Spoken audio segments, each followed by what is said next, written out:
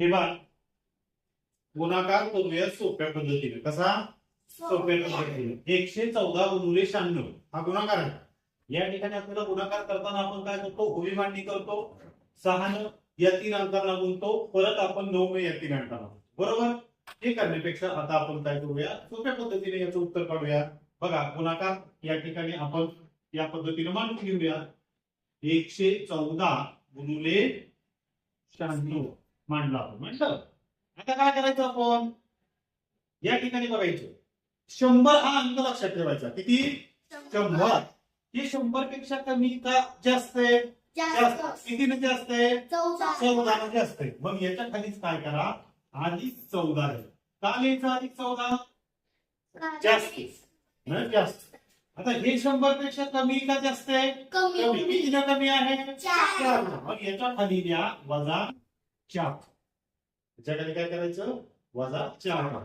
आता याच्यामधून हे वजा करायचं किंवा 96 मध्ये 14 मिळवायचं. दोन्ही जरी केलं तरी तेवढंच येणार. दोन्ही जरी केलं तरी तेवढंच येणार. 114 मधून 4 वजा करूया. येणार 110. 110 येतो. आता काय करायचं? या 110च्या पुढे 2 शून्य द्यायचे. किती शून्य द्यायचे? 2 शून्य द्यायचे. दिले. बरोबर? आणि आता काय करायचं? हे 14 आणि 4 आहे नाही, याचा करायचा गुणाकार. 14 चोक 56. मग या ठिकाणी काय करायचं? या संख्येमधून 56 हे काय करायचं? वजा करायचं आहे. आता हे वजा करत असताना आपल्याला माहिती शून्य असल्यावर आपण इकडून घेतो. आता डायरेक्टली हे एक या 11 मधून 1 वजा करा. इथे किती राहतात? 10. बरोबर? या ठिकाणी 9. या ठिकाणी 9 आणि या ठिकाणी 10. हे मी तुम्हाला असं डायरेक्ट द्यायला शून्याच्या वजाबाकी याच्यामध्ये मी तुम्हाला सांगितलं. बरोबर? आता 10 मधून 6 गेले, खाली किती राहिले?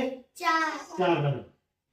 9 मधून 5 गेले, खाली किती राहिले? 4.